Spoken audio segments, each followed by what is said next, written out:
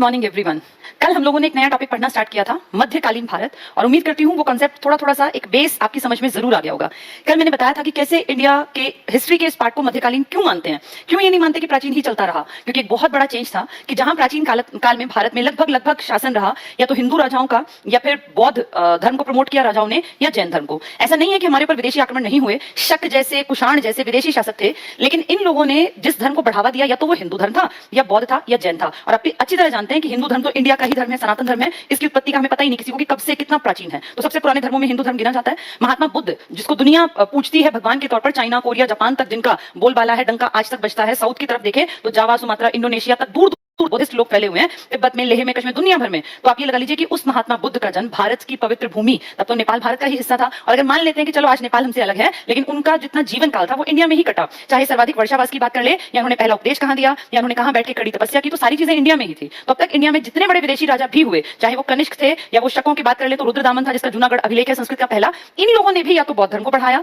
या जैन को या हिंदू को। अब तक हमारे देश में इस्लाम धर्म का प्रचार प्रसार किसी ने नहीं किया, क्योंकि जब इंडिया में गुप्तों का अंत हुआ, पतन हुआ 550 ईस्वी में, उसी हेर में मक्का मदीना, कल मैंने आपको बताया था कि एक इंसान का जन्म हुआ, इंसान के रूप में ही वो जन्मे थे। और लेटर स्टेज में लोगों ने कह दिया कि भाई वो बहुत उनके नाम पे, उनको भगवान की तरह, अल्लाह का बंदा के नाम से वो फेमस हो गए कि भाई जैसे इंडिया में भगवान हैं तो ऐसे वो अल्लाह के भेजे हुए कैसे शख्स हैं जो उनकी चीजों को दुनिया तक, जगत तक पहुंचा रहे हैं। जो मैं बात कर रही हूँ, कल मैंने पूरी इनकी कहानी आपको सुनाई थी। ये थे पैगंबर मोहम्मद साहब। इन्हीं को पैगंबर साहब भी कह देते हैं और इन्हीं का पूरा नाम है पैगंबर मोहम्मद साहब। ये कहाँ जन्मे थे? मक्का, 570 ईस्वी में। 609 या 10, बहुत सारी किताबें 9 लिखती हैं, बहुत सारी 10 भी लिखती हैं, तो एक राउंड फिगर ले लेते हैं। 610 में, यानी 40 साल की एज में इनको ज्ञान की प्राप्ति हुई थी। हीरा नाम की एक गुफा, बताया था मैंने आपको, वहां कड़ी तपस्या करके इनको एक दिन अचानक से अद्भुत ज्ञान की प्राप्ति हुई, सेम ऐसे ही जैसे महात्मा बुद्ध और महावीर स्वामी को हुई थी। तो इस तरह से ज्ञान की प्राप्ति के बाद ये बाहर गए और अपना संदेश जनता तक पहुंचाते रहे। एक छोटे से मक्का नाम की जगह पे जन्मे हुए इन्होंने धीरे धीरे करके मैसेज दिया और इतनी स्पीड से फैला ये, जैसे हम देखें तो हिंदू धर्म का तो हमें पता ही नहीं कि कब से फैला, प्रॉपर पुराने टाइम से। हमने ये देखा था मूर्तियां ज्यादा बनने लग गई थी, मंदिर बनने लग गए थे गुप्त काल में, जो देखा था ना दशावतार मंदिर, और वो बताए थे भीतरगांव और नचना कुठार मंदिर। तो अगर देखें तो उससे प्राचीन कहां से है, किसने ज्ञान दिया, हमें नहीं पता, किसी को पता ही नहीं है। बौद्ध धर्म की बात करें तो ईसा पूर्व में धीरे धीरे फैले थे ये। लेकिन जो ये है ना मोहम्मद साहब का जो धर्म है, इन्होंने इस्लाम धर्म के बारे में दीक्षा दी है और ये धर्म बहुत स्पीड से फैला, इतनी स्पीड से कि 100 सालों के अंदर अंदर तो ये इंडिया पे आ गया। और इंडिया में सिर्फ आया नहीं, इंडिया में ऐसा जम के बैठ गया कि अगले 1000 साल तक इंडिया पे जो राज चला है या तो वो अरबी मुसलमानों का है या तुर्की मुसलमानों का है। तो इस्लाम धर्म का उदय हुआ था पैगंबर मोहम्मद साहब की नॉलेज, जैसे इन्होंने एनलाइटनमेंट हुआ ना, जब ये 40 साल के हुए, उसके बाद इन्होंने मक्का में अपनी सारी जितनी शिक्षाएं थी वो दी कि इस्लाम धर्म को कबूल कर लेना चाहिए, इस्लाम धर्म में ये है वो अच्छा, ये जैसा सब बताते हैं,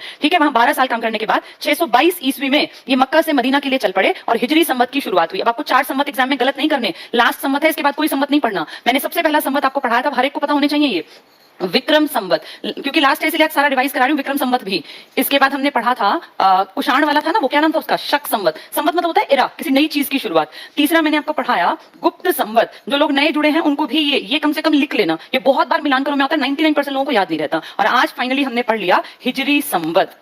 अब क्या खास है इनमें? विक्रम संवत राजा विक्रमादित्य ने स्टार्ट किया, शक संवत कनिष्क ने चलाया, कनिष्क में भी श और क, लेकिन वो षटकोण वाला है। ये विक्रमादित्य राजा की उपाधि है, एक हिंदू राजा था जिसका नाम नहीं है लेकिन उसकी उपाधि इंपॉर्टेंट है। 14 विक्रमादित्य हुए हैं, ऐसे ही जैसे परम भागवत भी ढेर हुए हैं, लेकिन फेमस कौन कौन है? चंद्रगुप्त सेकंड, समुद्रगुप्त और स्कंदगुप्त। अगर एग्जाम में तीनों आ गए तो चंद्रगुप्त सेकंड को पहली प्रायोरिटी देनी है, वो ना मिले तो समुद्रगुप्त को, वो भी ना मिले तो स्कंदगुप्त को। ऐसे किसी देसी राजा विक्रमादित्य ने शकों को हराया था, शक विदेशी थे ना, उनकी एक शाखा को हराया, उनको भगा दिया वहां से कि यहाँ से भागो। नासिक के और मालवा के शक मैंने आपको पढ़ाए हुए नहीं, जो लोग नए जुड़े कोई बात नहीं। अब सुन लो, विक्रम संवत की स्टार्टिंग होती है जब विक्रमादित्य का एक नाम का एक राजा जिसने उपाधि ली है, शकों को भगा देता है अपने एरिया में से, तो वो नया संवत स्टार्ट करता है। और ये ईसा पूर्व की घटना है, किसी किताब में 57, किसी में 58 ईसा पूर्व लिखा मिलेगा, यानी अभी जीसस क्राइस्ट का जन्म नहीं हुआ था, उनके जन्म से 58 ईयर्स पहले। अगला लिखा है शक संवत। ये शक में कनिष्क जैसा देखो नाम है, कनिष्क ने चलाया। कनिष्क कौन है? कनिष्क कुषाण जाति का एक बहुत ताकतवर समझदार राजा है जिसने 2 राजधानियां बनाई थी, एक पुरुषपुर या पेशावर ये पाकिस्तान वाली, और एक मथुरा सिल्क रूट पर जिसकी पकड़ थी, जो अपने टाइम का बहुत बड़ा राजा माना जाता था उत्तर भारत में। तो ये था कनिष्क।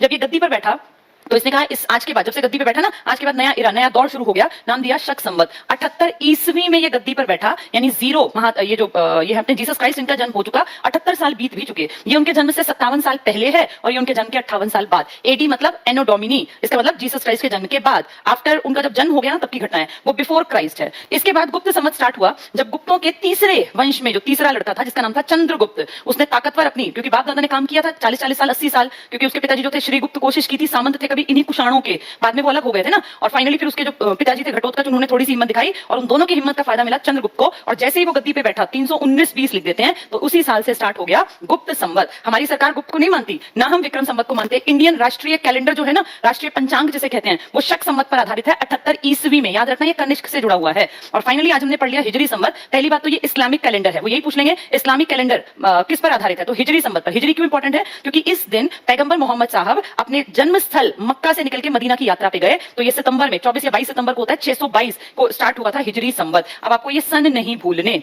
ठीक है। ये तीन, ये और ये दो तो हैं हिंदू। ये जो शक देख रहे हो ये हिंदू नहीं है, ये विदेशी है, और इसने बौद्ध धर्म को बढ़ावा दिया था। विक्रमादित्य तो प्रॉपर हिंदू राजा था, और ये गुप्त भी प्रॉपर हिंदू, क्योंकि उन्होंने मंदिर बनवाए थे। उसके नाम में देखो ना, विक्रमादित्य, विक्रमादित्य दो शब्दों से मिला हुआ। आदित्य मतलब सूरज, उगता हुआ सूरज जो कभी ना ढले, तो विक्रमादित्य और गुप्त ये है हिंदू राजा। और जो ये शक है ये है कुषाण। ये जो मैंने शक संवत लिखा है, कुषाण था कनिष्क, ये शक जाति नहीं लिखी, शक संवत लिखा है। और हिजरी इकलौता इस्लामिक कैलेंडर जिस पर बेस्ड है। ये 622 में कहां से कहां यात्रा, मक्का से मदीना। अब ये दोबारा मुझे ना पढ़ाने पड़े, एग्जाम में आएंगे आप इनको मिलान करो में, वो कुछ भी दें तुम्हें पता होना चाहिए। इंडियन कैलेंडर इस पर बेस्ड है, इस्लामिक कैलेंडर इस पर बेस्ड है, ठीक है। चलिए आगे बढ़ते हैं। तो कल हमने पढ़ा था पैगंबर मोहम्मद साहब की पत्नी थी, क्या नाम था उनका, खादीजा। 25 साल में एक विधवा से शादी की, फिर इनके घर एक बेटी जन्मी फातिमा, जिसकी शादी उन्होंने अली से की। इनकी डेथ के बाद उन्होंने बहुत अच्छे मैसेज, सेम मैसेज दिए सबने, चाहे हिंदू धर्म को उठा के पढ़ लो, बौद्ध को पढ़ लो, जैन को पढ़ लो, इस्लाम को पढ़ लो, सब में लिखा है अच्छे कर्म करो, जितना हो सके दान करो, चीजों को इकट्ठी मत करो, हमेशा सच बोलो, हिंसा मत करो। ये हर धर्म की किताब में लिखा है। पर दिक्कत ये, लोग इतने मूर्ख हैं जो ज्यादा कट्टर हैं, वो इन बेसिक बातों को नहीं मानते, बाकी वो सब कुछ मान सकते हैं। तभी तो इंडिया में कितनी बार हिंदू मुसलमानों के दंगे होते हैं। ना इस्लाम धर्म दंगों की बात करता है, ना हिंदू धर्म, लेकिन ये कुछ कट्टर मुसलमान और कुछ कट्टर जो है ना हिंदू, ये ऐसे हैं जो इस तरह का माहौल क्रिएट करते हैं। चाहे गोधरा जैसे कांडों की बात कर ले हम, या इंडिया में तो कितने एग्जांपल हैं। बाबरी मस्जिद आपके सामने अभी का एग्जांपल है, जो 92 में केस उसका फिलहाल में निपटारा हुआ है, आपको पता भी होगा। तो इन सब चीजों से दिखता है कि इन धर्मों को हमने बेसिकली नहीं समझा, सिर्फ लड़ने मरने पर उतारू हो गए। आगे बढ़ते हैं हम। मध्यकाल में हम लोगों ने इस्लाम धर्म का उदय पढ़ लिया। अब हर स्टूडेंट को पता हो कि इस्लाम धर्म का उदय कैसे हुआ। इसके कितने पार्ट हमने पढ़े, 2 हिस्सों में ये बटा, एक शिया और एक सुन्नी। आज भी इन्हीं की आपस में लड़ाई है। शिया रिश्तेदारों की बात करता था, रिश्तेदार कौन था, उसका दामाद, यानी जो अली को खलीफा मानते थे वो शिया कहलाए, और जो लोग किसी भी उसके सहयोगी को या लायक आदमी को जिसने कहा कि भाई ये खलीफा बनेगा, वो सुन्नी कहलाए। ये कोई भी उसका स्टार्टिंग में अबू बकर बताया था ना, पहला उसका सहयोगी था।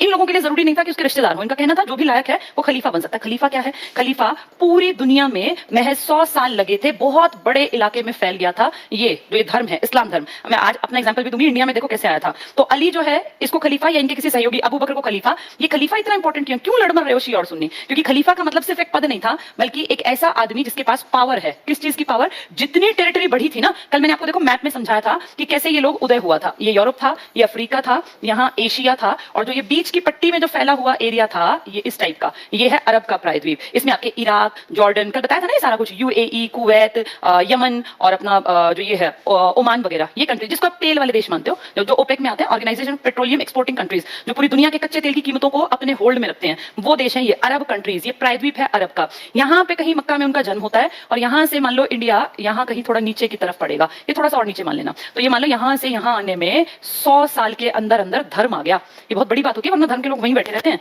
ये धर्म 100 साल में ऐसा आया कि हम पे हावी हो गया था, और फिर अगले 1000 साल तक इंडिया में इसी धर्म का बोलबाला रहेगा। और इस दौर में फिर हिंदू धर्म, बौद्ध धर्म, जैन धर्म पिछड़ते चले जाएंगे, क्योंकि राजकीय संरक्षण जिसको प्राप्त होगा वही आगे बढ़ेगा। अब देखो क्या हुआ, ये तो कल का पिक्चर था। वापस आते हैं।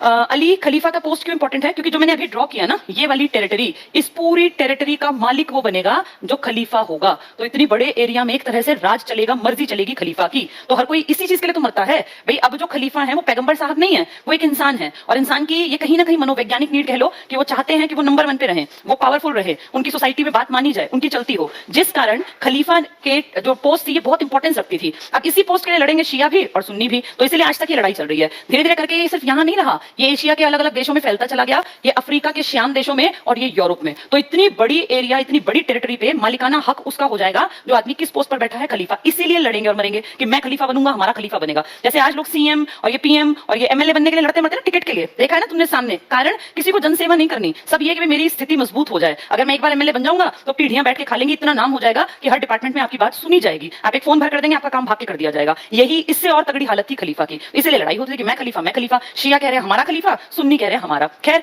इनकी लड़ाई वड़ाई होती रही। मोहम्मद बिन कासिम का कल मैंने जिक्र किया था, मोहम्मद बिन कासिम, और बताया था अल हज्जाज करके एक आदमी था जिसने खलीफा से परमिशन ली, और उस अल हज्जाज का दामाद भी था और उसका भतीजा भी था, क्योंकि मुस्लिम है। उसने अपने उनके कहीं शिप्स थे, 8 शिप्स, जो सिंध के इलाके के पास जो पानी था ना, यहाँ डूब गए, ये लूट लिए, बेसिकली लूट लिए। तो ये खबर पहुंची कि भाई ऐसे ऐसे शिप लदे हुए आ रहे थे 8, बहुत उस टाइम पे बहुत सोना और ये सब लाद के ले जाते थे। तो कहां गए भाई, वो बीच में लुटेरों ने लूट लिया। किस इलाके में? सिंध, यानी सिंध के राजा की कहीं ना कहीं शहर है। सिंध के राजा को कहा भाई तुम्हारे एरिया में ऐसे ऐसे हमारी लूट हुई है, तुम भरोगे। दाहिर ने कहा मैं क्यों भरूंगा, मुझे क्या पता किसने क्या किया। अब वो दाहिर जो है ना, राजा दाहिर, ये हिंदू राजा है। इसके पिताजी हैं चच। ये तुम्हें नाम से लगेगा ये तो वही कोई अलग सा नाम है, लेकिन चचनामा एक किताब है, ये हिंदू ब्राह्मण है, इनके ऊपर लिखी है ये किताब चचनामा, जिसमें पूरी जानकारी है कि ये चच कौन थे, इन्होंने कहां आधिपत्य जमाया, इनका बेटा दाहिर था, फिर उसके टाइम में ऐसे ऐसे अटैक हुआ। जैसे अकबर के ऊपर किताब है, जहांगीर के ऊपर, ऐसे इनके ऊपर भी किताब है। जैसे नेहरू गांधी के ऊपर किताबें है ना, ऐसे चचनामा, चच नाम का राजा था, ये हिंदू ब्राह्मण है। इसकी टेरिटरी अफगानिस्तान तक फैली है, सिर्फ इंडिया में नहीं है, पाकिस्तान अफगानिस्तान की तरफ है। इसी का बेटा कौन है? दाहिर।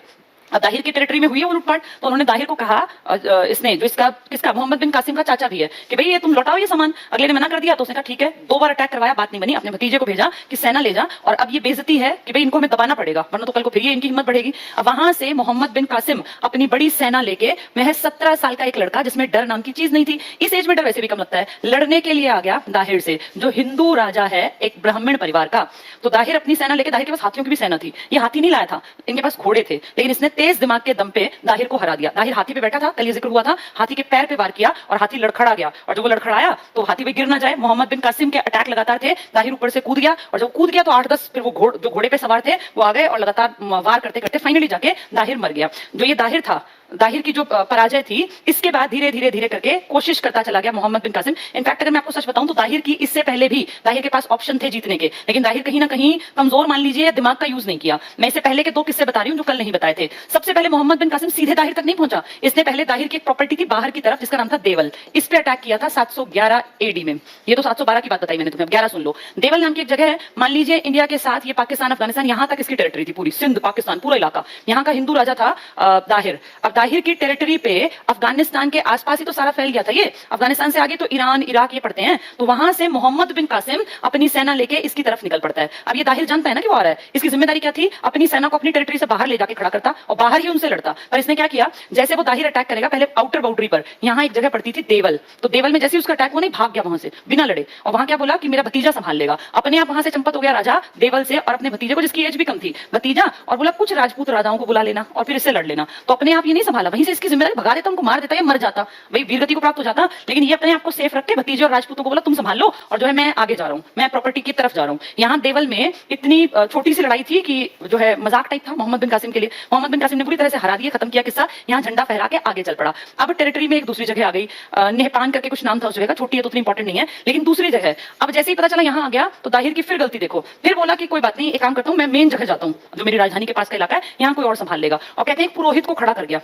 तुम कुछ सोचो, पुरोहित क्या काम करते हैं? पुरोहित जो है ब्राह्मणों के एक उसमें थे जो थोड़े यज्ञ करवा दिया, इस टाइप का काम करवा दिया। पुरोहित को बोला तुम संभाल लेना। पुरोहित लड़ाकू थोड़ी है, इस इलाके में बौद्ध जाति के लोग ज्यादा थे, और तुम अच्छी तरह जानते हो बौद्ध कभी भी हिंसा को प्रमोट नहीं करते, तो सारे बौद्ध ज्यादा थे मेजोरिटी, इन्होंने हिंसा नहीं करेंगे, लड़ेंगे मरेंगे नहीं, जो चाहिए मोहम्मद बिन कासिम को दे दो, आगे बढ़ता है जाने दो, हम नहीं रोकेंगे। तो यहाँ पुरोहित और बौद्धों के सिर पे छोड़ के भार को और अपनी टेरिटरी में जाके बैठ गया। तीसरा, इनफैक्ट यहाँ ना इसका लड़का था, जो ये दूसरी जगह थी, नेउन थी, ये नेहान नहीं नेउन, यहाँ इसका बेटा था जयसिंह करके उसका नाम था। उसको और बुला लिया कि तू आजा, कहीं तू मर जाए बिना बात, ये मरेंगे तो मरते रहेंगे, तू आजा। तो जहां राजा की जिम्मेदारी होती है कोई आए तो लड़ना, अपने आप तो गया नहीं, अपने बेटे को और बुला लिया, वो बेटा भी यहाँ से चला गया आगे, बेटा और 4 कदम आगे है। चलो अब फाइनली पीछे हटते हटते हटते अब मोहम्मद बिन कासिम टेरिटरी में घुसेगा, अब तो लड़ना पड़ेगा। एक जगह है राजौर, राजौर मैं इनको मिटा दूं, उम्मीद करती हूँ समझ में आ गए होंगे, देवल और नेउन। अब तीसरी टेरिटरी में घुस गया, जो लड़ाई अब होगी वो फाइनल लड़ाई है इनकी, ये है राजौर।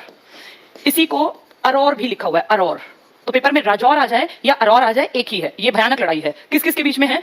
ये है मोहम्मद बिन कासिम, और अब दाहिर को भागने की जगह नहीं, क्योंकि भाई राजधानी के पास पहुंच गया, ब्राह्मणाबाद थी ना इसकी राजधानी, वहां पहुंच गया, अब लड़ना पड़ेगा। लड़ाई हुई, इसी लड़ाई में वो हाथी की सेना लेके हाथी पे वार, नीचे गिरा, मर गया। इसके लड़के को देखो, इसका लड़का जयसिंह जो उसने बुलाया था ना, ने उनसे कि आजा कहीं तू मर जाए, ये ब्राह्मण ये पुरोहित मर लेगा और बुद्धिस्ट मर लेंगे। अब वो लड़का जब पिताजी गुजर गए तो बेटे को काम संभालना था, वो अपनी विधवा माँ को बोला, माँ तू संभाल और मैं जो है आगे जाता हूँ। अपनी विधवा माँ को छोड़ के और वो वहां से चलता फिरता नजर आया, भाग गया वहां से और चला गया ब्राह्मणाबाद। देखो इस आदमी को, ब्राह्मणाबाद। कायदे से अपनी माँ के साथ खड़े होना चाहिए था, खुद लड़के मर जाता, लेकिन ये अपनी माँ को बोला माँ तू संभाल ले, अब विधवा माँ है, पति मर चुका है, माँ के पास कोई ऑप्शन नहीं, इसलिए माँ ने क्या कर लिया, जौहर कल बताया था मैंने आपको, राजपूताना एक वो थी महिलाएं, लेटेस्ट स्टेज में आप बहुत बार पढ़ेंगे मध्यकाल में, बहुत बार जौहर किए महिलाओं ने। जौहर का मतलब होता है सती से थोड़ा सा अलग। सती में पति की चिता पे महिला को बैठाया जाता था और जौहर अपनी मर्जी से था। सती जबरदस्ती बन गई थी बीच में, लेकिन जौहर था अग्नि कुंड खोद दिया जाता पूरा नीचे गहरा, 10-10 फीट गहरा खोद के, और उसमें जलते हुए कोयले और बिल्कुल तेज आग की लपटें। और औरतों को जब लगता है कि भाई अगर राजा की पत्नी है कि राजा तो मारा गया, अब ये चढ़ाई सीधे जो है राजमहल पे होगी और हम लोग जो है पकड़े जाएंगे, तो वो अपनी सेफ्टी के लिए उसमें कूद जाती है। अकेली रानी नहीं, ढेर महिलाएं, लेकिन नाम रानी का फेमस होता। तो जौहर करने वाली पहली महिला कौन है? दाहिर की पत्नी है वो, और दाहिर का नालायक ही कहलाएगा भाई। हम अगर देखें तो नालायक ही लगता है। बेटा भाग गया राजौर को छोड़ के, कहां? ब्राह्मणाबाद।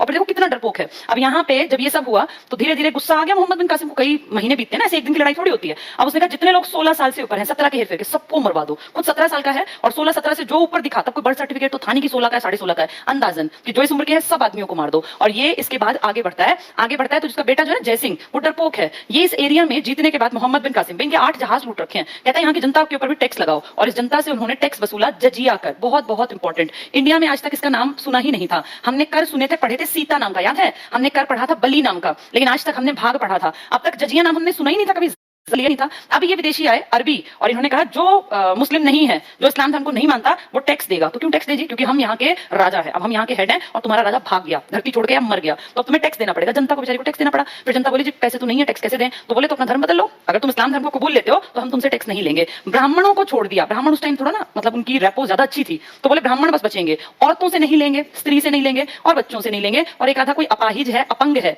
इस कैटेगरी से टैक्स नहीं लिया जाएगा। इसके अलावा सबसे लो जो हिंदू है, हिंदू में तो ब्राह्मणों के अलावा ढेर आते हैं ना, सबसे टैक्स लो। तो अब सारे लोग डर गए, भाई टैक्स कहां से भरें, टैक्स से बढ़िया धर्म ही बदल लें। तो लोगों ने धीरे धीरे करके किस धर्म की तरफ लोग मुड़ने लग गए? इस्लाम। और इनका यही टारगेट था कि हमारा धर्म जो है खूब फैले। तो हिंदू धर्म के राजा जो ये था ना, ब्राह्मणाबाद में भाग्य जयसिंह, इसने भी धर्म परिवर्तन कर लिया। और तो और दूसरों की बात तो बहुत दूर की है, इस राजौर से भागे हुए जयसिंह ने, जो किसका बेटा था?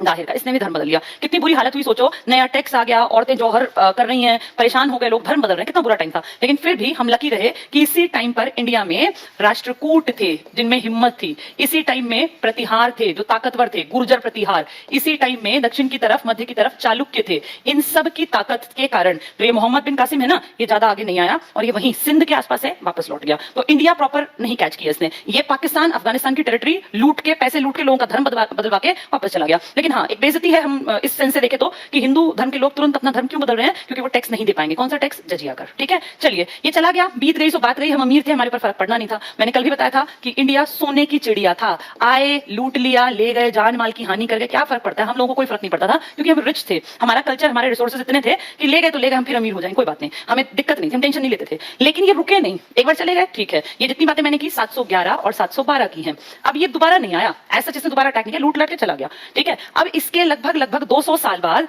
900 प्लस आते आते अफगानिस्तान में एक नया स्वतंत्र राज्य उभर गया। अफगानिस्तान है ना, इंडिया के पास लगता पाकिस्तान और इससे आगे है अफगानिस्तान। इसमें एक छोटी सी टेरिटरी उभर रही है, स्वतंत्र राज्य, जिसने अपना नाम रखा है गजनी।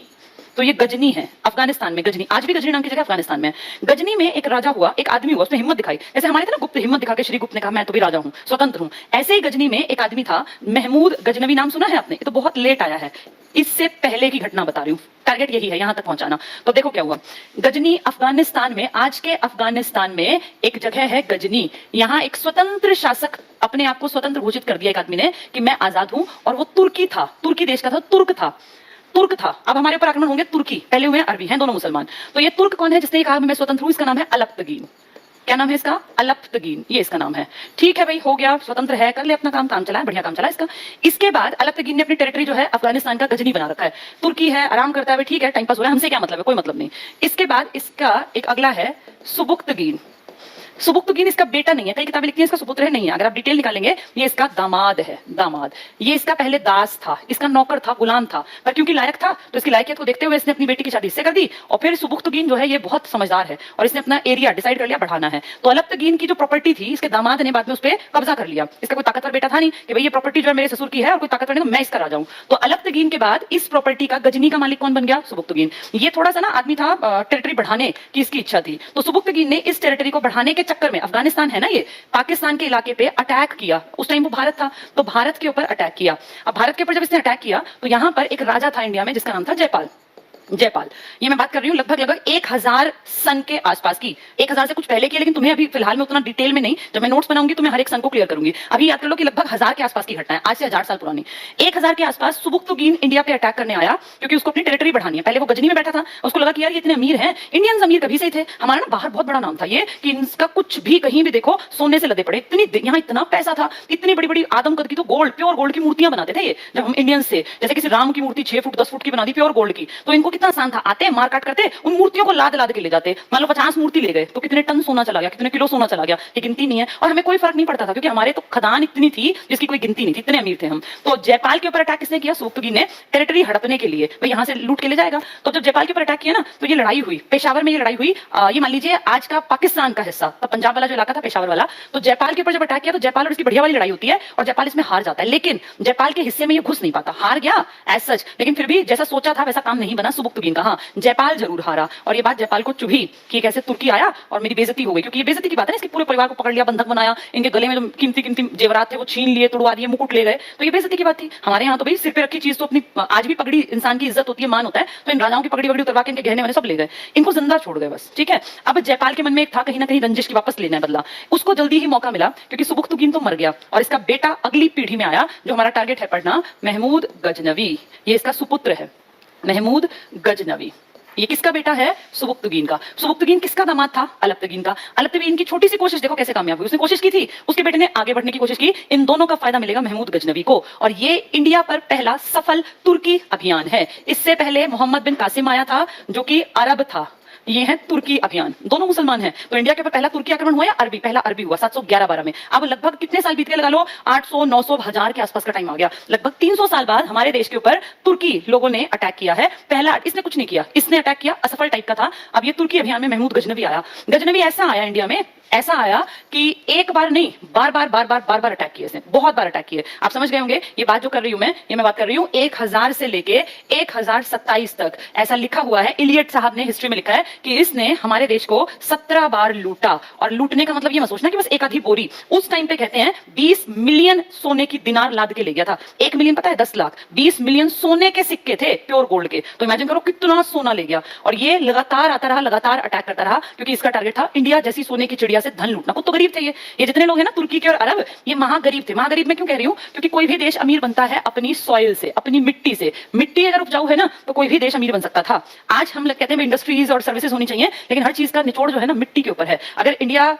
बहुत अमीर था तो इसका कारण था भारत की मिट्टी बहुत उपजाऊ, फर्टाइल लैंड थी हमारी। गंगा का इलाका कितना ज्यादा उपजाऊ, पंजाब पूरा, यूपी पूरा, बंगाल पूरी बेल्ट बहुत उपजाऊ। ऐसे ही साउथ में कावेरी के कारण जहां मिट्टी अच्छी होगी वहां लोगों की फसल अच्छी होगी, और अगर फसल अच्छी होगी तो वो टैक्स देंगे, टैक्स अच्छा होगा तो राजा सेना अच्छी बनाएगा, सेना अच्छी बनाएगा तो बाहर जाके किसी के ऊपर भी अटैक कर देगा, अटैक करेगा तो वहां से उसको पैसा मिलेगा, पैसा मिलेगा तो फिर वो और बड़ी सेना बनाएगा, फिर सेना अटैक करेगी, फिर पैसा। यानी किसी भी राजा को अमीर बनने के लिए लगातार एक सर्कल उसका चलता जाएगा, चलता जाएगा, चलता जाएगा। अगर स्टार्टिंग किससे हो जाए? अच्छी फसल से। अब अरब की तरफ चलते हैं। ये जो अरब देश हैं, इनकी सबसे खराब, इनकी जो मिट्टी है ना, आज भी देख लो अरब कंट्रीज उछलती होंगी तेल के ऊपर, लेकिन पैदा करके तो गेहूं ही खाना पड़ेगा ना, या चावल खाने पड़ेंगे। तेल पी के थोड़ी काम चलेगा, मिट्टी का तेल पेट्रोलियम का क्या कर लेंगे? वो अलग बात है कि ठीक है भैया इनका होल्ड है और इकोनॉमी में बहुत बड़ा योगदान है, लेकिन अगर बेसिक देखें तो जिसकी मिट्टी अच्छी नहीं है उसकी फसल अच्छी नहीं है। और जिसके देश में फसल अच्छी नहीं होगी तो कॉमन सेंस की बात है, आज तेल की कीमत है। आज से 1000 साल पहले कहां तेल की कीमत थी? कौन तेल निकालता था? तब कहीं तेल की चीजें चलती नहीं थी। बैलगाड़ी में तेल का काम क्या, घोड़े में, हाथी में तेल का क्या काम? यानी ये जीरो थे, जीरो, बिल्कुल जीरो। उस टाइम इनको हम कैसे लगते होंगे, देखो कि कितने अमीर हैं, तो इसलिए तो बार बार अटैक करते थे। इनकी गरीबी कारण थी इंडिया के ऊपर अटैक करना। ये गरीब थे, महागरीब। और इंडिया सोने की चिड़िया, समृद्धशाली देश, दुनिया भर का पैसा, सोना देख लो, लोहा देख लो, तांबा, पीतल, गेहूं, चावल, कोई ऐसी चीज नहीं थी जो इंडिया के पास ना हो। तो इसलिए सबसे आसान क्या दिखता कि भूखे मर रहे हैं तो इंडिया के ऊपर अटैक कर दो। वैसे भी जनजाति इनका बिगड़ना क्या, आएंगे खूंखार है, मारेंगे, लूट के ले जाएंगे, लेकिन बिगड़ना हमारा भी कुछ नहीं था, इतने अमीर थे। ले जाओ भिखारियों, हमारा क्या बिगड़ना है ना, हमारे पर फर्क पड़ना। अब फर्क पड़ता है, अब ये धीरे धीरे करके अमीर बन गए, देखो हम कहां रह गए। ये जो अरब कंट्रीज है ना, मिट्टी की खराबी के कारण ये बिल्कुल जीरो थे। यही कारण था कि ये बार बार हमारे ऊपर आक्रमण करते थे। निशाना भारत ही क्यों बनाते थे? क्योंकि भारत बहुत ज्यादा समृद्धशाली था। ये कहावतें नहीं है, ये सच्चाई है कि इंडिया सोने की चिड़िया था। इतिहास उठा के पढ़ते हैं तो पता चलता है कि हम कितने अमीर थे, कितने ज्यादा। वो सब चीजें अगर यही रहती ना तो आज हम दुनिया के नंबर 1 होते। क्या अमेरिका, क्या रशिया, इनके पास उतने संसाधन नहीं है आज भी जितने हमारे लूट के ले गए, शिप्स भर भर के यहां से सोने की गई हैं। तो ये देखो भारत की समृद्धि कहीं ना कहीं, वो कहते हैं ना ज्यादा अच्छाई भी कभी कभी बुराई में चली जाती है। इतना समृद्ध ना होता तो शायद इतनी लूट खसोट भी ना होती। जो हमारे आगे के देश थे वो उतने नहीं थे समृद्ध, कहाँ इतने लूटे गए जितना इंडिया को लूटा गया, क्योंकि इंडिया बहुत अमीर था। अमीर है तो जिसका मन करेगा, जो भिखारी है, जो गरीब है, वो उठ के सीधे यहीं आएगा और यहीं अटैक करेगा। आना भी आसान था। जो ये पाकिस्तान वाला रूट था ना, ये तो सबके लिए खुला पड़ा था। जिसका मन करे खैबर दर्रे से अपना इंडिया आ जाओ, लूट के 2 मंदिर 1 मंदिर भी ले गए तो तुम्हारी पीढ़ी दर पीढ़ी बैठ के खा लेंगी पूरे देश की, इतना पैसा था यहाँ। तो यहाँ आने का कारण तुम्हें समझ में आ गया होगा। किताबें ऐसा बताती कम है, लेकिन सच्चाई यही है कि दुनिया की गरीबी कारण बनी इंडिया के ऊपर अटैक करने का। जो भूखे मरते थे, जिनके पास कुछ नहीं था, उन्हें इंडिया अमीर दिखता था, और इंडिया बेसिकली अमीर था भी। चलिए, हमारे पर अटैक होने स्टार्ट हुए, और ये अटैक एक नहीं था, एक ही आदमी ने 17 बार आक्रमण किए। और मैंने क्या बताया कि एक मंदिर से 20 मिलियन दिनार उठा के ले गया था एक अटैक में। तो इमेजिन कर लो ये कितना ले गया होगा यहाँ से, जिसकी कोई गिनती नहीं। तब कौन गिनने बैठता, कौन तोलने बैठता, दुनिया भर का सोना ढो दिया इसने। चलिए, इंडिया के ऊपर कुछ खास जो आक्रमण हुए उनका जिक्र कर लेते हैं, जिनसे कि थोड़ा सा इंडिया पे फर्क पड़ा था। अब ये आक्रमण कौन कर रहा है, क्या नाम है इस आदमी का? महमूद गजनवी। महमूद गजनवी ने 17 आक्रमण किए। 17 कोई नहीं पूछेगा, लेकिन 4-5 बहुत काम किया। ध्यान से समझना इसको। गजनवी के पिताजी कौन थे? सुबुक्तुगीन पिताजी थे ना, उन्होंने अटैक किया था जयपाल के ऊपर, और जयपाल जो है वो हार गया था, असफल था। ऐसा जीता भी नहीं, लेकिन लिख देते हैं हारा था। थोड़ी सी बेइज्जती, किसी की राजा की माला ले गया, मुकुट ले गया, परिवार को बंधक बनाया, बेइज्जती मानी गई। अब महमूद गजनवी ने जो 17 आक्रमण किए, उनमें से कुछ इंपॉर्टेंट है, हर एक नहीं, मैं उनके बारे में बात करूंगी। ये है गजनवी, और ये अटैक करेगा हमारे राजा जयपाल के ऊपर। ये जयपाल कहाँ के राजा हैं? सिंध का इलाका, आज का पाकिस्तान। आए यहाँ पे, इसके ऊपर अटैक किया। अब जयपाल को कुछ सालों पहले अटैक किया था इसके पिताजी ने, तब भी हारा था। अब जयपाल फिर से हारेगा, और इस बार हार के वो इतनी बेइज्जती महसूस करेगा कि यार ये क्या मजाक है। अभी कुछ साल पहले तुर्की इसके पिताजी आए थे, और अब ये मुझे हरा गया। इतनी बेइज्जती महसूस करेगा जयपाल कि वह हिंद नदी में कूद जाएगा। वह हिंद नदी में कूद के, और इसने अपनी आत्महत्या कर ली। नदी में कूद कर आत्महत्या। ये कितनी बेइज्जती मानी कि तैरना नहीं आता था और नदी में कूद गया, कि भाई ये तो बहुत ज्यादा बेइज्जती हो गई। क्योंकि इसके जो पिताजी हैं, जो पुराने टाइम के लोग थे, उन सबका एक बहुत बड़ा होल्ड था इस एरिया पर, और पहले एक बार हारा घर परिवार के सामने, सबके सामने बेइज्जती, फिर दोबारा हारा, तो इसने आत्महत्या कर ली। यानी गजनवी का किस इलाके पे कमांड बन गई? सिंध में। राजा मर गया तो फिर तो इसकी कमांड बनी गई। दूसरा बड़ा अटैक, गजनवी ने अब इंडिया की तरफ आएगा, और जो पाकिस्तान वाला भी पंजाब है ना, इस पे अटैक करेगा। सिंध पंजाब, यहाँ पे जो राजा है उसका नाम है राज्यपाल। ये राज्यपाल पोस्ट नहीं है, ये नाम है राज्यपाल। तो राज्यपाल के ऊपर अटैक किया, और राज्यपाल को बुरी तरह से हरा दिया। अब इसकी ताकत लगातार उभर रही है, किसकी? महमूद गजनवी की, जिसके पिताजी हैं सुबुक्तुगीन, जिसके दादा तो नहीं, लेकिन रिलेटिव है अलप्तगीन, जिन्होंने स्वतंत्र शासन शुरू किया था गजनी में। तो गजनवी पंजाब में आया। पंजाब में किससे लड़ा? राज्यपाल से। ये राज्यपाल हारा, और पंजाब में एक तरह से इसने अपना सिक्का भी चलाया था। सिक्का 56 ग्रेन का एक सिक्का चलाया था इसने, उसको दिरहम करके नाम दिया था। दिरहम, ठीक है, जैसे हमारा दिनार था ना पुराने टाइम में, इसका दिरहम। तो गजनवी देखो कहां कहां, इसके अलावा भी अटैक किए हैं, मैं सिर्फ मेन बता रही हूँ। सिंध के राजा से लड़ा, उसने तो आत्महत्या कर ली, सिंध खाली हो गया। पंजाब के राजा से लड़के इसको हरा दिया, सफल रहा, राज्यपाल से जीत गया, और राज्यपाल राजा, और सिक्का चला दिया। सिक्का कब चलता है? जब आपकी उस कमांड बन जाए, होल्ड बन जाए उस टेरिटरी पर। इसके बाद पंजाब के बाद इसका अगला टारगेट बना एक राजा। अब ये यूपी की तरफ आएगा। जो ये बुंदेलखंड कन्नौज का इलाका है ना, कन्नौज, यहाँ पे आया अब ये यूपी की तरफ, क्योंकि सिंध जीत लिया, पंजाब जीत लिया, कन्नौज में। तो यहाँ गजनवी आया, और जब ये अटैक करता, उस टाइम पर कन्नौज के ही एक पास इलाका था, वहां का राजा भाग गया बिना लड़े। तो बहुत गुस्सा आया इंडियन राजाओं को कि यार कुछ भी है, होगा ताकतवर, लेकिन फिर भी लड़ना तो चाहिए, ये तो बेइज्जती करा दी कि भाग गया। तो जब वो राजा भाग गया ना, तो कन्नौज के आसपास ही जो दूसरा राजा था बुंदेलखंड में, बहुत बहुत इंपॉर्टेंट नाम ले रही हूं मैं ये, इसका नाम था विद्याधर। इसको गुस्सा आया कि यार ऐसे कैसे लड़ा, बिना लड़े भाग गया, हार जाता, मर जाता, बेइज्जती तो ना होती, लड़े बिना भागना बेइज्जती होती है। तो विद्याधर ने अपने इकट्ठे किए 10 आदमी, 10 बड़े बड़े राजा, और बोले यार उसने बहुत गलत किया, उसको मारेंगे, उसने देश की बेइज्जती करा दी। और उस राजा को उन 10 लोगों ने मिलकर मार दिया कि भाई तू लड़ा क्यों नहीं, जब तेरी टेरिटरी पे अटैक हुआ तू लड़ा क्यों नहीं। अब अगला टारगेट उसका जो गजनवी का बन गया वो विद्याधर था। अब अगली लड़ाई गजनवी और विद्याधर के बीच होगी। विद्याधर अगर किसी को भागने में मार सकता है तो खुद तो लड़ेगा ही लड़ेगा, तो कॉमन सेंस की बात है। बढ़िया तरीके से लड़ा, और कहते हैं ये इकलौता ऐसा ताकतवर था जिसने सही तरीके से लड़ाई लड़ी थी इंडिया के लिए, कि भारत के ऊपर मैं इसको कब्जा करने नहीं दूंगा, कौन विदेशी है ये, तुर्की। तो इसने गजनवी ने इसके साथ जो लड़ाई की, उस लड़ाई में निर्णायक नहीं हुआ, कोई नहीं जीता, लेकिन गजनवी को 15 किले देने पड़े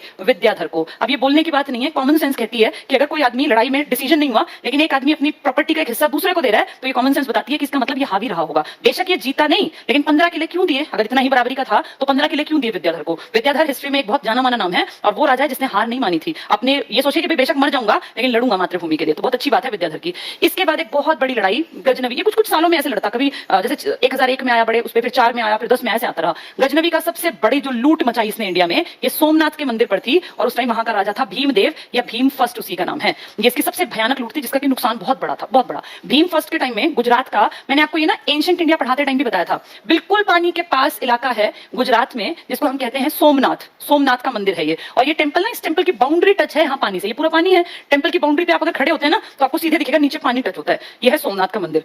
यहाँ पतन हुआ करता था, जहाज आके उतरते थे, सामान व्यापार करते थे। तो इसको तो अटैक करना बहुत आसान है, पानी के पास आके कोई भी अटैक कर सकता है। इसके ऊपर अटैक किया है गजनवी ने। और इस मंदिर को लूटने के टाइम पे, मैंने उस दिन कहा था कहानी में बाद में सुनाऊंगी, अब इसको मैं डिटेल से बता देती हूँ। कहते हैं जब ये हुआ कि भाई गजनवी आ रहा है, इतने साल से लूट रहा है, 1025 आ गया। ये लूट तो 1000 से 25 साल से इसका नाम था। यार के साथ तुर्की आता है, वो दुनिया भर को काटता है, मारता है, कत्लेआम करता है और लूट के भाग जाता है। तो कहीं ना कहीं मन में दहशत थी। फिर भी जब ये सोमनाथ का मंदिर है, और सोमनाथ का जो मंदिर है ना, ये मेन मंदिर है, इसके आसपास बहुत सारी चीजें ऐसे जैसे मंदिरों में बना देते हैं चारों तरफ, ऐसी बनी हुई है। यहीं पे बाहर ये पूरा का पूरा अरब सागर है चारों तरफ से। जैसे मंदिर को आप देखोगे, इस तरफ शहर बसा हुआ है, वो पूरा अरब सागर है। तब यहाँ गांव बसा हुआ था। तो जैसे वो आता तो इसके बाहर की तरफ यहाँ गेट पर, काफी लंबा चौड़ा सा गेट है, इसको बहुत एरिया कवर करके पैदल चल के जाना पड़ता है। तो यहाँ जब वो पहुंचने वाला था ना, तो फैल गया कि भाई आ गया गजनवी, आ गया और लूटेगा। तो क्या टारगेट है उसका? सोमनाथ का ये मंदिर जो बहुत सुंदर बना हुआ है और यहाँ बहुत ज्यादा पूजा की जाती है, मतलब लोग मन से मानते हैं भगवान शिव जी को। सोमनाथ किसको समर्पित है? शिव जी भगवान को। तो सोमनाथ के मंदिर के ऊपर कहते हैं बहुत ऊंची सी ऐसी एक बिल्कुल प्योर गोल्ड की बहुत लंबी सी ऐसे एक छतरी भी बनी हुई थी, बिल्कुल प्योर गोल्ड की। अब भी है लेकिन वो प्लेटेड है, नकली है लेकिन प्लेटेड है, बहुत अच्छी लगती है। तो शिव जी के इस मंदिर पे आक्रमण करना मेन टारगेट था। और इस मेन मंदिर में ही एक बहुत बड़ा शिवलिंग था और जनता जो है इसकी पूजा करती थी और ढेरों मूर्तियां थी, ढेरों भगवानों की।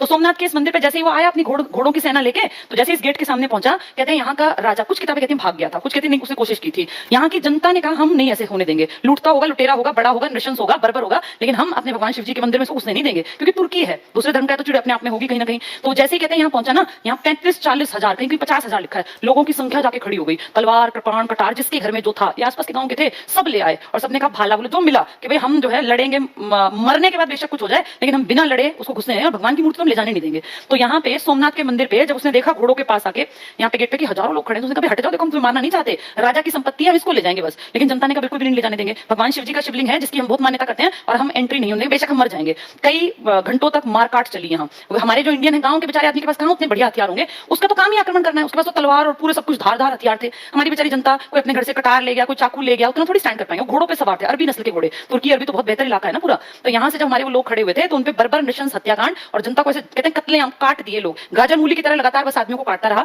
और जब ये 35,000 यहाँ खून से लथपथ डेड बॉडीज पड़ी थी ना, तो उनको देख के और डबल गुस्से में आ गया ये महमूद गजनवी, और खुद घुसा सबसे आगे इसके गेट के अंदर। और अंदर जाके जब उसने देखा तो शिवलिंग था ये बहुत बड़ा सा, इतने गुस्से से भरा हुआ था कि अपने आप हथौड़ा या जो भी उसके पास रहा होगा वो हथियार लेके गुस्से में इसने शिवलिंग पूरा तोड़ दिया। वो शिवलिंग तोड़ने में सोचो कितनी ताकत लगती है, इतना गुस्सा था, इतनी ईर्ष्या थी धर्म के प्रति कि वो शिवलिंग तोड़ दिया। और कहते हैं इस शिवलिंग के जो टूटने के बाद पत्थर के टुकड़े थे ना, पत्थर से बना हुआ था, इस पत्थर के टुकड़ों को जिसको भी लोग इतनी मान्यता देते थे अपने देश में ले गया और अपने देश की मस्जिद थी एक इनके पास, जामी मस्जिद। अब इस्लाम धर्म में तो मस्जिद होगी ना जहाँ पूजा करेंगे, अपनी जामी मस्जिद जो इसने जो पहले बनी थी उसको और बढ़िया करवा के, और मस्जिद के नीचे जो सीढ़ी है जिसपे चप्पल रख के लोग जाते हैं, यहाँ ये वाला पत्थर लगवा दिया ताकि रोज लोगों की चप्पल इस पे रखी जाए। ये एक दूसरे से इरिटेशन है धर्मों के प्रति, ये कट्टर लोग है। एक काम। दूसरा काम, इस शिवलिंग के पत्थर के जो बहुत छोटे छोटे टुकड़े रह गए ना, जैसे तोड़ेंगे, बर्फ तोड़ते हैं कई बार हम किसी कटोरे में अगर जमा दे, जब तोड़ते देखो कुछ मोटे पीस कुछ छोटे पीस रह जाते हैं, ऐसे ही जो छोटे टुकड़े थे ना इनको दे दिया मांस तोलने वालों को कि भाई तुम ये लो, जैसे कोई आधा किलो टाइप का कोई पाव का इस तरह के टुकड़े थे, तो बोले इसको मांस तोलने में इस्तेमाल करो। अब मांस तोलने वाले आदमी के हाथ में गाय का, सूअर का, इन सबका जो मांस है, खून है, मांस के टुकड़े हैं, वो लगेंगे और वो शिवलिंग के पत्थर को बार बार हटाएगा, उठाएगा, रखेगा। ये कहीं ना कहीं इसकी इरिटेशन थी, गुस्सा था। वो गुस्सा इस मंदिर पे और ज्यादा निकला, बाकी पे भी निकला लेकिन यहाँ ज्यादा निकला। कहते हैं यहाँ से जितनी बड़ी बड़ी इसको तोड़ने के बाद यहाँ ढेर बड़ी बड़ी आदम कद की मूर्तियां ही मूर्तियां। आप आज भी देखो हमारे मंदिरों में, मंदिर एक होगा लेकिन उसमें मूर्तियां कितनी सारी होंगी ना। अगर जैसे मान लो राम भगवान का जन्माष्टमी पे आप जाते हैं, कृष्ण भगवान का मंदिर है, लेकिन उसमें थोड़ा नीचे उतरो तो राम की भी मूर्ति है, सीता भी है और लक्ष्मी माता भी है और शेरों वाली माँ भी है, ऐसे देखा होगा ना बहुत जगह। एक भगवान की मूर्ति हम नहीं रखते, तो कहने को मंदिर शिव जी का है लेकिन ढेरों भगवानों की आदम कद की मूर्तियां, इन सबको तोड़ के यहाँ से सोने के रूप में मूर्तियों को अपनी बैलगाड़ियों में रख के, घोड़ों पर रख के चला गया। ये बहुत बड़ी लूट थी इंडिया की, बहुत बड़ी। खैर कहते हैं इससे भी हमें फर्क नहीं पड़ा, भाई हम इतने समृद्ध थे, लूट गया तो कोई बात नहीं। दुख इस बात का था कि जनता मर गई थी, पर कोई बात नहीं, इससे फिर उभरेंगे। और इसमें जो ये राजा था ना जिसका नाम मैंने क्या बताया था, भीम, कहते हैं जब ये वापस चला गया तो इसने फिर से पैसा लगा के इसको दोबारा से बनवा दिया। इतना समृद्ध था कि फर्क ही नहीं पड़ा, दोबारा से इसको खड़ा कर दिया। फिर लेटर स्टेज में कुमार नाम का एक राजा था, उसने भी इसके ऊपर काम किया। अब आजादी के बाद भी ये थोड़ा बहुत टूट फूट सा गया था, क्योंकि अंग्रेजों के टाइम में भी कुछ इस तरह के थे कि भाई कई बार गड़बड़ियां सुनने में आती थी अंग्रेजों से पहले भी। तो फाइनली इसके ऊपर जो काम हुआ, जो आज सुंदर मंदिर है ना, ये हमारी आजाद भारत की सरकार ने, वल्लभ भाई पटेल वो आदमी है, वो लीडर है जिन्होंने कहा था कि सोमनाथ पे दोबारा से काम करना चाहिए। गुजरात के थे ना ये, और सोमनाथ पे दोबारा से काम हुआ।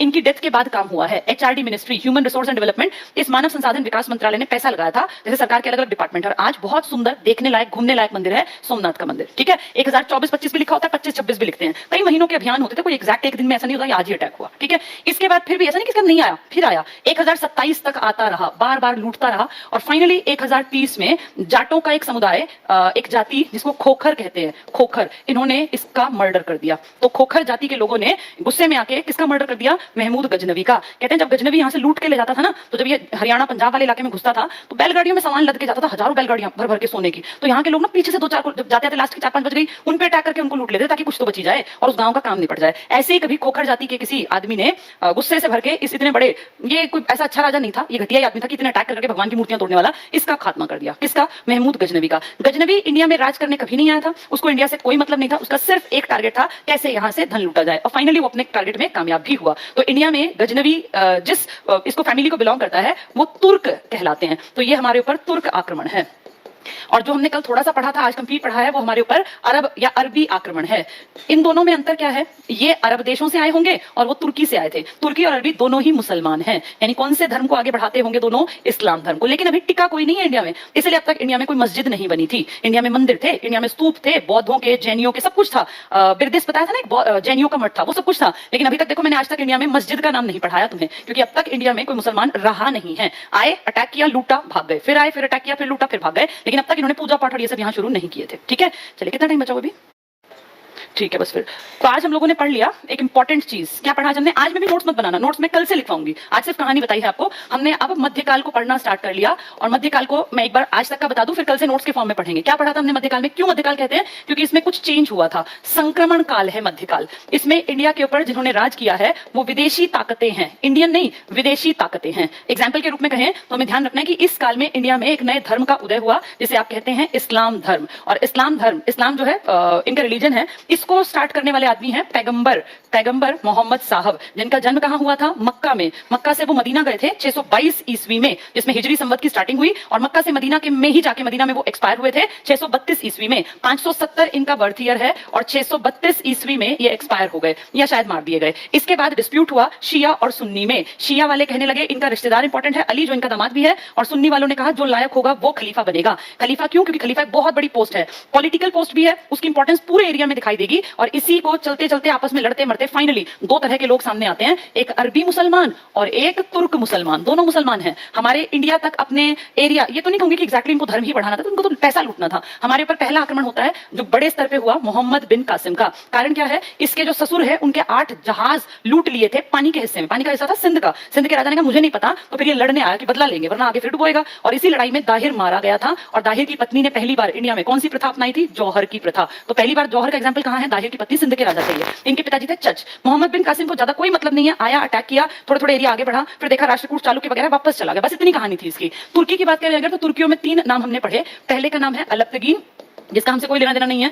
अगला है सुबुक्तुगीन, जिसने पहला अटैक किया, तुर्की पहला आक्रमण किया जयपाल के ऊपर, लेकिन असफल टाइप का, कोई प्रॉपर नहीं है ऐसा। इसके बाद असली जो मेन आक्रमण करेगा महमूद गजनवी, जो इसका बेटा है, अपने पिता की बेइज्जती का बदला लेगा, जयपाल को हराएगा, पंजाब के राजा को, पंजाब नहीं इसके सिंध के राजा को। और जयपाल ने आत्महत्या कर ली। फिर राज्यपाल बताया, विद्याधर बताया, सोमनाथ का मंदिर बताया, और ऐसे करते करते करते इसने 17 आक्रमण किए इंडिया पे, जिसमें इसने बेहद संपत्ति लूटी महज 27 सालों में। और फाइनली 1030 में खोखर जाति के एक आदमी ने इसका मर्डर कर दिया। और इस तरह से इंडिया में तुर्की और अरबियों के आक्रमण, इनका आना, इनका क्रम, और कैसे कैसे क्या क्या किया, यहां तक की स्टोरी हमने पढ़ ली। इनमें से किसी ने इंडिया पे राज नहीं किया, इनमें से किसी का टारगेट इंडिया में अपने धर्म का प्रचार प्रसार नहीं करना था। लेकिन ध्यान रखो, मोहम्मद बिन कासिम ने टैक्स लगा दिया था गैर मुस्लिमों पर। जजिया कर पहली बार नाम सुना था हम इंडियंस ने। ये टैक्स है, ये किस पर लगाया? जो मुसलमान नहीं है। फिर किससे लिया नहीं जाएगा? इसके अलावा महिलाओं से मत लो, ये बच्चों से मत लो, अपंग से मत लो, और ब्राह्मणों से मत लो। हिंदुओं से लो, लेकिन हिंदुओं में ब्राह्मणों को माफ कर दो। तो जजिया करके चक्कर में बहुत सारे लोगों ने अपना धर्म बदल लिया, और जो हिंदू धर्म के लोग थे वो किस में कन्वर्ट हो गए? इस्लाम धर्म में। और फिर मैंने आपको बताया कि कैसे एक राजा का बेटा, दाहिर का खुद का बेटा भी इस्लाम में कन्वर्ट हो गया था। तो अब ये धीरे धीरे कन्वर्जन का काल चलेगा, और आप पढ़ेंगे मध्यकाल में ढेरों की संख्या में हजारों लाखों लोगों का धर्म परिवर्तन कराएंगे आगे आने वाले राजा। ठीक है, तो आज हमने महमूद गजनवी तक के इतिहास को पढ़ लिया। अब इसके बाद आएगा गौरी, और गौरी के बाद होगी इंडिया में मुसलमानों की शुरुआत, जिसको हम गुलाम वंश के नाम से पढ़ेंगे, दिल्ली सल्तनत में। वो इनका यहाँ बसने का काम स्टार्ट होगा। अब तक तो ये बैकग्राउंड चल रहा है कि ये इंडिया को आ रहे हैं, देख रहे हैं, लूट के भाग रहे हैं, फिर आ रहे हैं, फिर देख रहे हैं, फिर लूट रहे हैं, फिर भाग रहे हैं। अभी ये बसे नहीं है। कल से स्टार्ट करेंगे मोहम्मद गौरी के बारे में। ठीक है, तो आज हम लोगों ने ये इतना पढ़ लिया। आज मैंने नोट्स के फॉर्म में स्लाइड्स नहीं बनाए, कल मैं स्लाइड्स बना दूंगी जो नोट्स के फॉर्म में तुम लिख लेना। ये कहानियां सुनने में बहुत अच्छी लगती हैं, लेकिन 2 महीने बाद कहानी याद नहीं रहेगी। फिर याद नहीं आएगा दाहिर कौन था, चचनामा किताब किसके ऊपर है, या जयपाल कहां का राजा था। इसलिए लिखने भी हैं, कहानियों से समझ नहीं आएंगे। कल स्लाइड्स के फॉर्म में मैं इस टॉपिक को कंप्लीट कराऊंगी जो इतना पढ़ा है, फिर इसके आगे गौरी को पढ़ेंगे। ठीक है, चलिए आज के लिए इतना ही है। Thank you. अब इस हफ्ते में आपका एक पेपर भी होगा गुप्तोत्तर काल का, जो लास्ट टॉपिक पढ़ाया है एंशिएंट इंडिया में, तो उसको भी 1-2 बार पढ़ लेना, क्योंकि वो कंफ्यूजन बहुत क्रिएट करता है। चालुक्य पढ़ाए थे, और जो ये थे ना चोल चेर पांडे, राष्ट्रकूट प्रतिहार, मैंने क्वेश्चंस बना दिए हैं। इसी हफ्ते में टेस्ट हो जाएगा। अभी मध्यकाल तुम्हारे ऊपर भारी नहीं है, मध्यकाल तुम्हें भी बहुत ज्यादा टेंशन नहीं दे रहा, इसीलिए गुप्तोत्तर को भी साथ साथ पढ़ लेना। आज कोई नोट्स नहीं बनाने, आज की कहानी तुम्हें दोबारा रिपीट भी देखने की जरूरत नहीं है, कल वाले में से नोट्स बनेंगे, तो आज गुप्तोत्तर को रिवाइज कर लेना। अब 1-2 दिन में इसी हफ्ते में गुप्तोत्तर का टेस्ट है और वो टफ रहेगा, तो उसको ढंग से तैयार कर लेना, ठीक है। चलिए, थैंक यू।